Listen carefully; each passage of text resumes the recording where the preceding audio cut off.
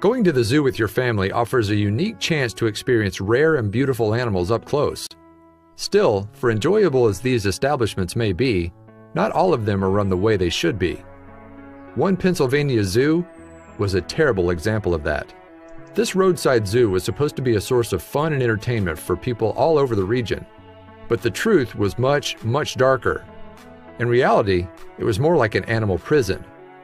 It was especially rough for 4 bears named Marcia, Fifi, Bruno, and Pocahontas. They were forced to spend their entire lives in a Pennsylvania roadside zoo, and now their story is finally being told.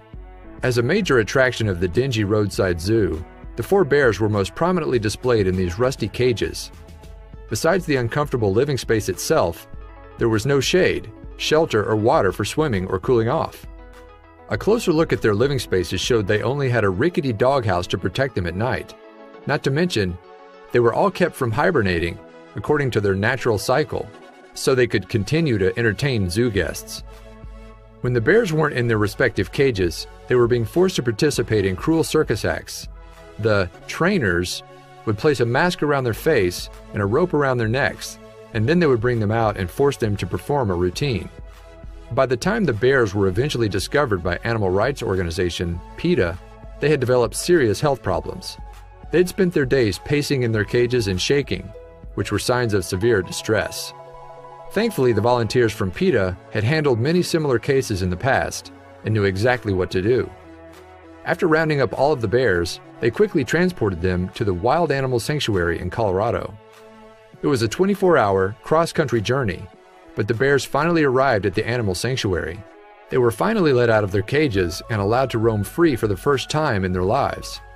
It was a moment that few could ever forget. It's so sad that many people still think that it's okay to keep animals in such poor living conditions. Thankfully for these bears, they were finally getting the first taste of freedom. As it turns out, there were many people fighting to end captivity for animals like these bears. A 2011 incident in Zanesville, Ohio, for example, led to the enactment of the Dangerous Wild Animal Act, which increased regulations on types of wild animals people in Ohio were allowed to own. It wasn't meant to punish the animals, but to protect them. Recently, this law forced Stump Hill Farm, an establishment that brands itself as a rescue, to surrender 9 bears to the authorities. The farm was accused of breeding exotic animals, which was not in line with the missions of a rescue organization. These bears, which were a mix of black and grizzly, were in poor health. Some were malnourished, while others were extremely overweight.